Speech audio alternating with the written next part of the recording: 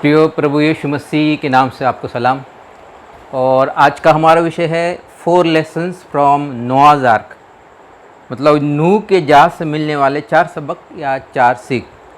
उत्पत्ति की पुस्तक उसका 6वां अध्याय 5 से 16 में ऐसा लिखा है कि परमेश्वर ने कहा कि पृथ्वी पर में पूरी बुराई फैल गई है और लोगों के मन में जो कुछ उत्पन्न होता है वो बुराई उत्पन्न होता है, और इसलिए पूरे पृथ्वी बुराई से भर गई थी। और परमेश्वर ने कहा कि अभी मैं पूरे पृथ्वी का नाश करूँगा। और नाश करने से पहले उसने नूह को कहा कि तू अपने लिए जहाज़ को बनाना, और जहाज़ को बनाने से पहले उसको बताया गया है कि जहाज़ में 3 मंजिलें हो, 1 2 3 मंजिलें हो, उसने कहा। उसके बाद वो पूरे जहाज़ में 3 मंजिलें ज़रूर हो लेकिन एक ही दरवाज़ा हो, ऐसा परमेश्वर ने नूह से कहा।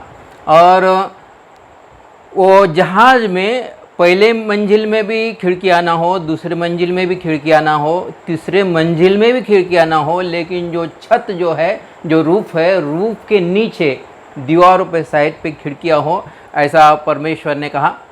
और परमेश्वर ने ये भी कहा कि जब जहाज़ बनते समय तो लोगों को बताना कि लोग पछताएं, अपने पर तौबा करें, और बताए लोगों की परमेश्वर आसमान से बारिश बरसाएगा और जलप्रलय के द्वारा पूरा नाश हो जाएगा, इसलिए अपने बुराई से हटे और परमेश्वर को ग्रहण करें और परमेश्वर के पास आ जाए। ऐसा परमेश्वर ने नूह से कहा था। उसने ये भी कहा था कि जब जहाज़ बन गया है तो फिर 7 पैर शुद्ध जो प्राणी हैं उसको जहाज़ के अंदर ले आना, और 2 पैर जो है जो अशुद्ध प्राणी हैं, जो अशुद्ध पक्षी है, जो जीव जंतु है, उसको भी भीतर लेके आना। और उसके बाद बाइबल कहती है कि वो दरवाज़ा इतना बड़ा था कि उसको नूह ने नहीं बंद किया। उत्पत्ति की पुस्तक उसका 7वां अध्याय उसका 16 वचन में लिखा है कि वो दरवाज़ा परमेश्वर ने बंद किया था। तो इस तरह परमेश्वर ने नूह को जहाज़ बनाने के लिए कहा था। अब जहाज़ बनाते समय जो 3 इंस्ट्रक्शन जो है, 3 जो निर्देश है, ये बहुत महत्वपूर्ण है। और चौथा जो निर्देश है उसको कह सकते हैं अनकहा निर्देश, मतलब परमेश्वर ने कहा तो नहीं था लेकिन परमेश्वर का उसमें मकसद था। और ऐसे 4 निर्देश हैं, यहाँ पर 4 लेसन है या 4 सबक है, आज हम देखेंगे।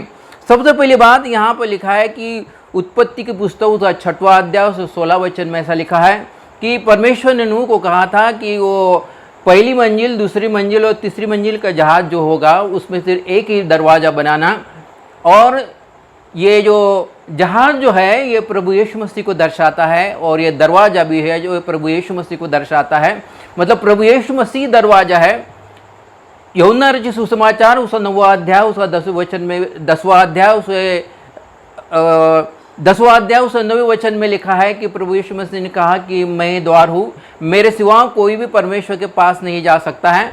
और इसलिए वो जो दरवाज़ा जो है प्रभु यीशु मसीह को दर्शाता है, और ये दरवाज़ा एक स्रोत को दर्शाता है। प्रभु यीशु मसीह हमारे जीवन का स्रोत है, हमारे शांति का स्रोत वही है, हमारे सुख का स्रोत वही है, हमको जो कुछ मिलता है उसका स्रोत वही है, हमारे उत्तम स्वास्थ्य का स्रोत वही है, हमको हमारे पास जो जॉब जो है, हमारे पास जो नौकरी जो है उसका भी स्रोत वही है, हमारे संपन्नता का स्रोत वही है। दरवाजे का मतलब है प्रभु यीशु मसीह हमारे सब सुख का मूल है।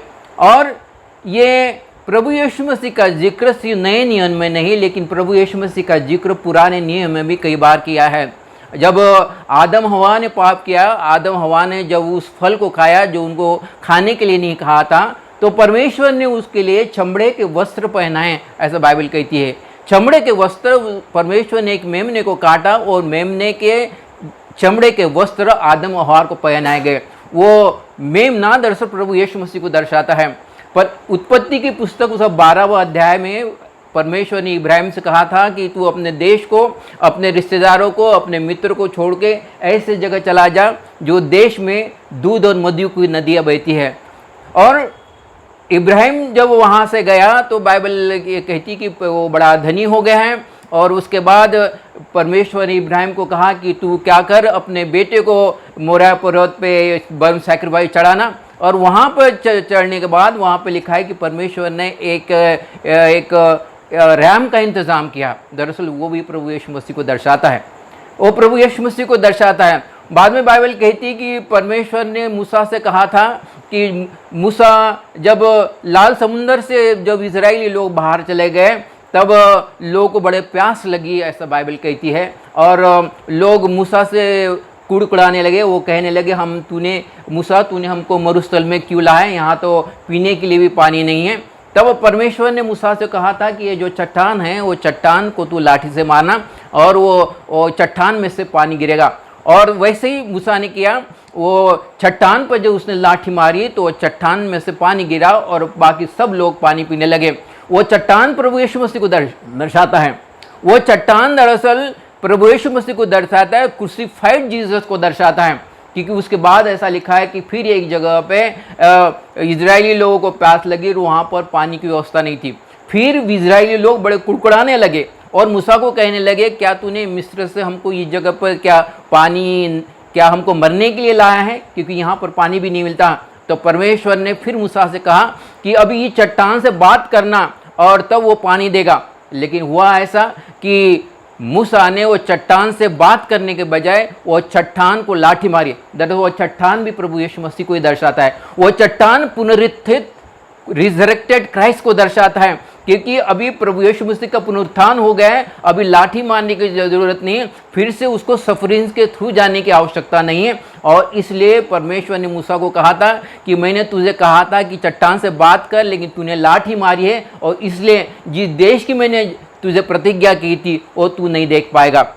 प्रियो, एरन को भी जब प्रीस्ट बनाया गया है, हाई प्रीस्ट बनाया गया है, हाई प्रीस्ट फिर से प्रभु यीशु मसीह को दर्शाता है। और प्रीस्ट के ऊपर जो उसके पवित्र वस्त्र के ऊपर जो 12 जो प्रेशियस स्टोन्स जो है प्रभु यीशु मसीह के व्यक्तिमत्व को दर्शाता है। तो यहाँ पर पुराने नियम में बहुत सारे जगह पे प्रभु यीशु मसीह का जिक्र किया गया है। प्रभु यीशु मसीह हमारे जीवन का स्रोत है, प्रभु यीशु मसीह हमारे शांति का स्रोत है। हमको जो कुछ मिलता है प्रभु यीशु मसीह के द्वारा ही मिलता है। ये उसका महाकरुणा का फल है कि आज हम जीवित पाए जाते हैं। कोई अगर ये कहता है कि मुझ में ताकत है, मुझे बल है, मुझे सामर्थ है, मेरे में वो क्षमता है, इसलिए मैं अपने जीवन में आगे बढ़ रहा हूँ, दरअसल ये हमारा धोखा है। क्योंकि यहाँ पर लिखा है कि परमेश्वर ने वो नूह को कहा था कि पूरे पहली मंजिल, दूसरी मंजिल और तीसरी मंजिल, तीनों मंजिल को मिला के सिर्फ एक ही दरवाज़ा बनाना। और ये आर्क जो है, जहाज है, प्रभु यीशु मसीह को दर्शाता है और दरवाज़ा भी प्रभु यीशु मसीह को दर्शाता है, जो हमारे जीवन का या सुख का मूल है।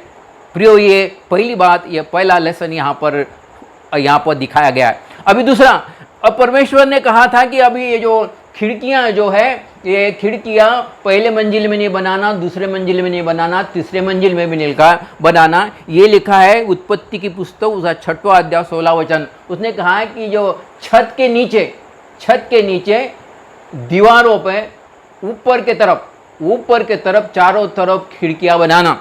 इसके पीछे परमेश्वर का मकसद था, क्योंकि चारों तरफ बड़ा मातम मना था, चारों तरफ बड़ा दुख था। लोग मर गए थे, पशु पक्षी मर गए थे, जानवर मर गए थे, वो उसकी बदबू आ रही थी। और परमेश्वर नहीं चाह रहा था तो कि चारों तरफ वो देखे, और इसलिए उसने कहा था कि वो खिड़कियाँ जो ऊपर की तरफ लगाए।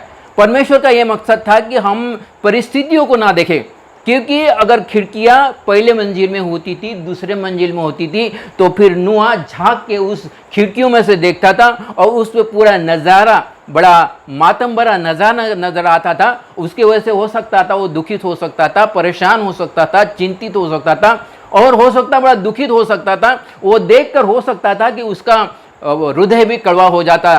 कई बार हमारे जीवन में ऐसा होता है, जब हम चारों तरफ जब परिस्थिति को देखते हैं, प्रतिकूल परिस्थिति को देखते हैं, तो हम चिंतित होने लगते हैं, हमको दुख लगने लगता है, हम परेशान होने लगते हैं, हम निराश होने लगते हैं। और परमेश्वर का यही मकसद था कि इसलिए उसने कहा कि पहले मंजिल पर भी खिड़कियाँ नहीं बनाना, दूसरे मंजिल पर भी खिड़कियाँ नहीं बनाना, तीसरे मंजिल पर भी खिड़कियाँ नहीं बनाना, लेकिन खिड़कियाँ जो बनाना है वो रूफ के नीचे, थोड़ा नीचे, दीवार के ऊपर बनाना, ताकि जब भी देखो ऊपर देखो।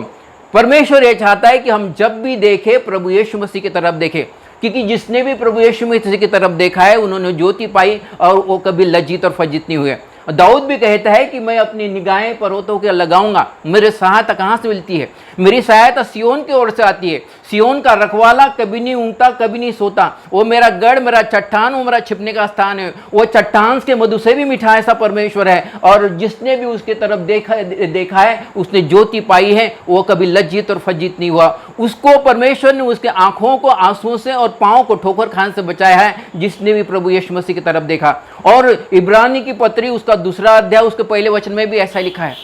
इब्रानी का लिखने वाला कहता है कि तुम जब प्रतिकूल परिस्थिति को देखो तो मैं चाहता हूं कि जब हमारे चारों तरफ जब गवाहों का बादल घेरा हुआ है, जब हमारे तरफ चारों तरफ गवाहों को बादल दिलाए, हर ऐसी बातें जो हमको रोकती है, हर ऐसी बातें जो हमको टोकती है, हर ऐसी बातें जो हमको रोकती है, उसको दूर करते हुए जो दौड़ हमको दौड़ना है, हम धीरज के साथ दौड़े। और कैसा दौड़े? प्रभु यीशु मसीह की तरफ ताकते हुए देखे, जो हमारे विश्वास का करता है।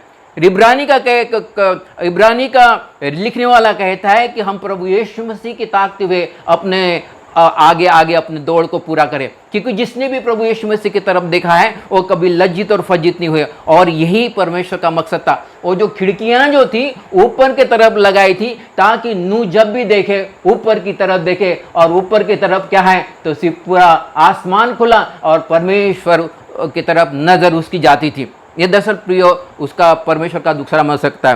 पहला जो मकसद था कि वो पूरे जहाज में से एक ही दरवाज़ा था, वो एक ही दरवाज़ा प्रभु यीशु मसीह को दर्शाता है, जो बताते कि हमारे सुख का मूल से प्रभु यीशु मसीह है, और उसके बिना कोई भी परमेश्वर के पास नहीं जा सकता। और दूसरा जो खिड़कियां जो बनाई थी, वो खिड़कियां ऊपर की तरफ बनाई थी, ताकि नूह आजू बाजू की परिस्थिति को ना देखे और परेशान ना हो, लेकिन वो जब भी देखे ऊपर की तरफ देखे, परमेश्वर की तरफ देखे, और अपने लिए प्रकाशन को पाए, अपने लिए शांति को पाए। ये दूसरा मकसद। और तीसरा, परमेश्वर ने कहा था कि अभी तू ये जो अशुद्ध जो प्राणी है उसके 2-2 पैर अंदर लाना, और जो शुद्ध जो प्राणी है उसके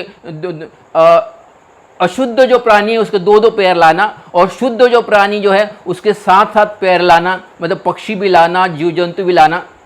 और यहाँ पर जो नूह जो था, कुछ ऐसे उसके हो सकता है कि उसके पास ढेर सारी गाय होगी, मैं ऐसा विश्वास करता हूँ, मैं ऐसी कल्पना करता हूँ। उसके बाद ढेर सारी गाय होगी, उसके बाद ढेर सारे बैल हो गए, उसके बाद ढेर सारे ऊँट हो गए, उसके बाद ढेर सारे गधियाँ होंगी, उसके ढेर सारे बाकी कुत्ता बिल्ली भी हो गए। लेकिन परमेश्वर ने कहा था कि जो शुद्ध है ऐसे 7 पैर को लेके आना, और जो अशुद्ध है वो 2 पैर को लेके आना। और बाइबल कहती है कि उस जहाज में नूह था, नूह की पत्नी थी, नूह के 3 बेटे थे और उसके 3 बहुएं, ऐसे कुल मिलाकर सिर्फ 8 ही लोग थे।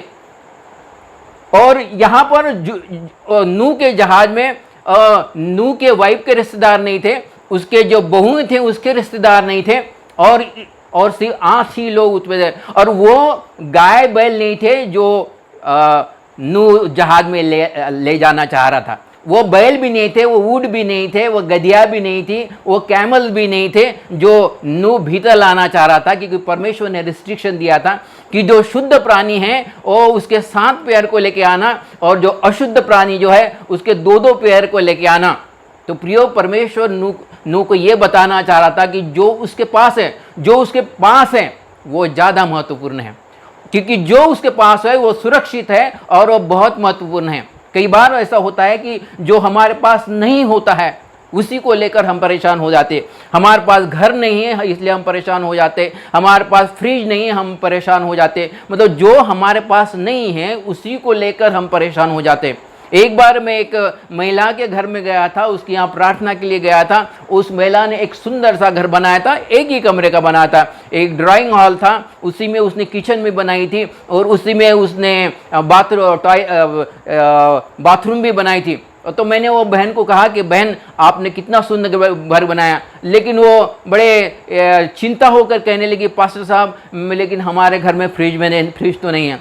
दरअसल वो इसलिए चिंतित थी कि उसके पास फ्रिज नहीं है, लेकिन बहुत सारे ऐसे लोग हैं जिनके पास घर भी होता है, फ्रिज भी होता है, लेकिन वो इसलिए चिंता करते हैं कि उनके पास टीवी नहीं है। खैर, कई लोग ऐसे भी होते हैं जिनके पास घर भी होता है, फ्रिज भी होता है, टीवी भी होता है, उसके बाद भी वो चिंता करते हैं क्योंकि वो इसलिए चिंता करते हैं कि उनके पास अलमारी नहीं है। और जिनके पास घर भी है, टीवी भी है, फ्रिज भी है, अलमारी भी है, वो इसलिए चिंता करते हैं कि अभी उस अलमारी में रखने के लिए कपड़े नहीं हैं। कुछ ऐसे भी लोग हैं जिनके पास घर भी है, टीवी भी है, फ्रिज भी है, अलमारी भी है और कपड़े भी है, वो इसलिए चिंता करते रहते हैं कि अभी वो उसमें कोई ज्वेलरीज नहीं है या अच्छे कपड़े नहीं हैं। प्रियो, हमारे पास जो नहीं होता है उसी को लेकर हम परेशान हो जाते हैं। जो हमारे पास नहीं होता है उसी की हम चिंता करते रहते हैं। जो हमारे पास नहीं होते उसी के ऊपर हम कल्पना करते रहते हैं। लेकिन परमेश्वर ने नूह को कहा कि जो देते तेरे पास जो है, जो तेरे पास हो वो महत्वपूर्ण है। प्रियो, जो हमारे पास है ये बहुत ही महत्वपूर्ण है और प्रभु यीशु मसीह ने भी इसका प्रमाण दिया है। एक बार मत्ती रचित सुसमाचार उसका 14वां अध्याय उसका 16 और 17वां वचन में लिखा है कि प्रभु यीशु मसीह मरुस्थल में चला गया और जब मरुस्थल में पहाड़ी पे चला गया, प्रार्थना करने के लिए चला गया, तो लोगों को पता चला, तो लोग भी पीछे पीछे पीछे पीछे होकर वो तो प्रभु यीशु मसीह को मिलने गए। और जब प्रभु यीशु मसीह को मिलने गए तो प्रभु यीशु मसीह उनको जीवन की बातें बताने लगा, उनको दृष्टांत बताने लगा, उनको परमेश्वर के राज्य के बारे में बताने लगा। और तब संध्या हो गई थी और चेलों ने प्रभु यीशु मसीह से कहा कि अभी संध्या हो गई है, लोग सुबह से खाना नहीं खाए, अभी ये भूखे हैं, कहीं ऐसा ना हो कि रास्ते से लौटते लौटते वो गिर जाएं, फेंट हो जाएं, इसलिए उनको जाने दे। प्रभु यीशु मसीह ने फिलिप्स को कहा, मत्ती रचित सुसमाचार उसका 14वां अध्याय 16-17 में लिखा है कि प्रभु यीशु मसीह फिलिप को कहा कि तुम लोग उसको खाने को दो। और जब प्रभु यीशु मसीह ने फिलिप को कहा कि तुम लोग उसको खाने को दो, तो फिलिप ने देखा कि उसके पास क्या है और फिलिप ढूंढने लगा कि उसके पास क्या है। फिलिप जो लोगों के बीच में ढूंढने लगा कि उनके पास क्या है, तो फिलिप ने देखा कि एक लड़का था, उसके पास 5 रोटी थी और 2 मछली थी। और फिलिप ने उसके जो लड़के के पास जो 5 मछलियां और 5 रोटी और 2 मछलियां थी प्रभु यीशु मसीह के पास लाया। जो उसके पास था वो काफी पर्याप्त था आश्चर्य कम करने के लिए, क्योंकि बाद में ऐसा लिखा है कि प्रभु यीशु मसीह ने वो उसको रोटी को तोड़े, धन्यवाद दिया और फिर वो रोटियां चेलों को दिए, चेलों ने लोगों को दिए और लोग खाना खाने के बावजूद 12 टोकरियां बची। ऐसा बड़ा आश्चर्यक्रम हुआ। ये आश्चर्यक्रम कैसे हुआ? जो उनके पास था वो काफी महत्वपूर्ण था। कई बार ऐसा होता है, वो चेले लोग चिंता करने लगे कि अभी हमारे पास तो इतना पैसा नहीं है, हम इतना भोजन कहाँ से खरीद के लाए। लेकिन प्रभु यीशु मसीह ने कहा कि तुम्हारे पास क्या है, हमारे पास क्या है, ये बहुत ही महत्वपूर्ण है। हमारे पास जो नहीं है उसमें चिंता करने के बजाय हमारे पास जो है उसके लिए हम परमेश्वर का धन्यवाद दें। हमारे पास जो है उसके लिए परमेश्वर को धन्यवाद दें। उसी के द्वारा परमेश्वर हमारे जीवन में आश्चर्य कर सकता है। वो एक झारपत की विधवा स्त्री थी, अकाल के दिन थे और तब एलिया उसके पास गया और एलिया ने कहा कि मुझे तू रोटी खिला दे। और वो विधवा स्त्री कहने लगी कि मेरे पास तो सिर्फ मुट्ठी भर आटा है, आज मैं उसकी रोटी बनाऊंगी, मैं खाऊंगी और मेरा बेटा खाएंगे और आज हम मर जाएंगे। एलिया कहता है कि पहले तू मुझे रोटी को खिला। तब यहोवा यूं कहता है, ना तो तेरे डब्बे का आटा न कुप्पी का तेल खत्म हो गया।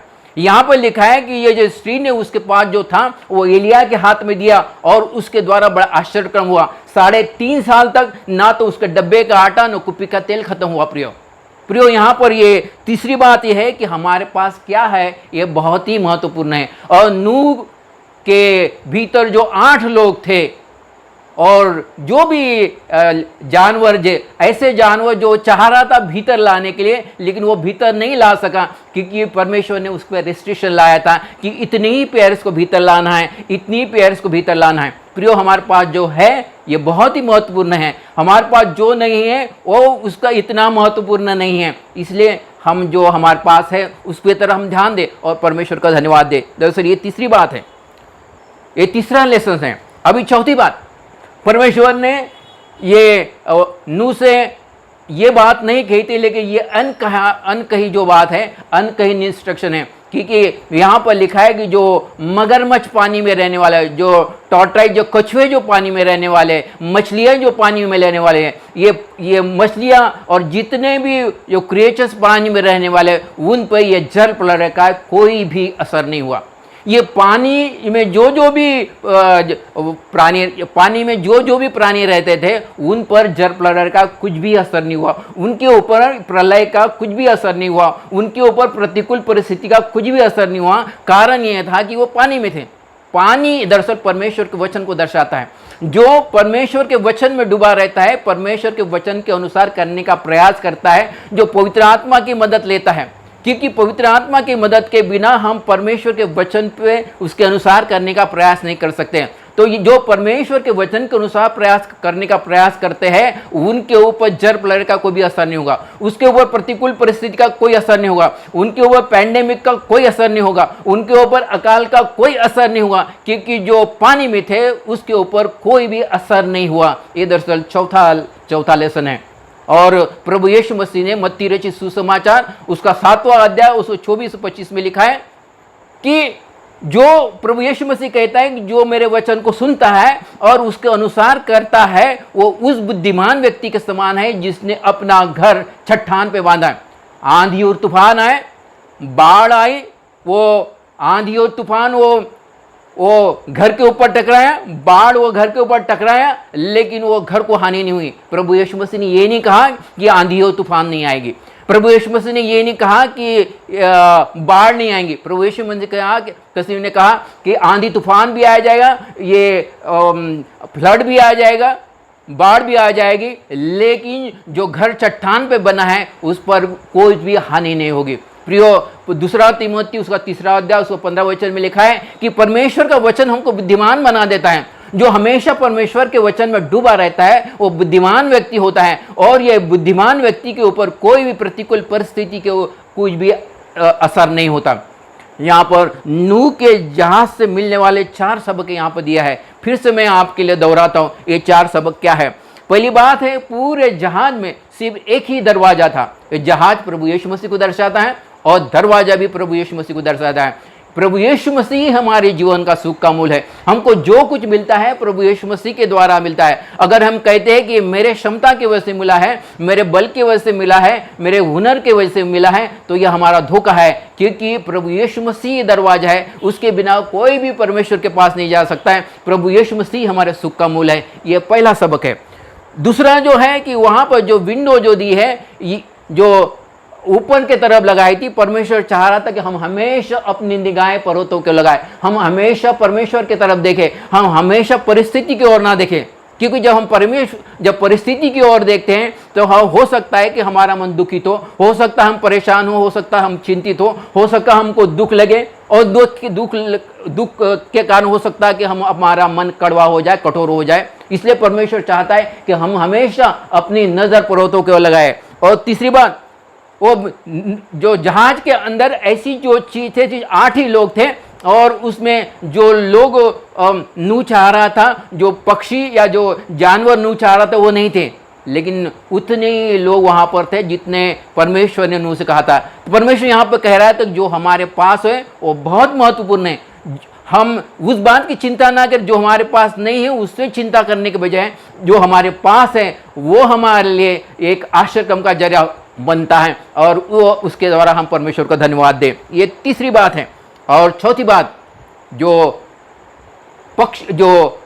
फिश जो मछलियाँ जो पानी में रहती थी उनके ऊपर कोई भी असर नहीं। मतलब हर कोई प्राणी, हर कोई क्रिएचर, पानी के अंदर जो रहने वाले क्रिएचर, उन पे जल प्रलय का कुछ भी असर नहीं हुआ। जो हमेशा पानी में डूबा रहता है, परमेश्वर के वचन में डूबा रहता है, वो बुद्धिमान व्यक्ति है, ऐसा लिखा है 2 तीमुथियुस उसका 3रा अध्याय उसका 15 वचन में। और जो बुद्धिमान व्यक्ति होता है उस पर जल प्रलय का और प्रतिकूल परिस्थिति का, आंधी तूफान का, अकाल का कुछ भी असर नहीं होता। प्रियो, मैं ऐसा समझता हूँ कि ये नूह के जहाज से मिलने वाले 4 सबक हमारे लिए बड़े फायदेमंद साबित होंगे। परमेश्वर इस वचन पर आशीष दे और आपको भी आशीष दे।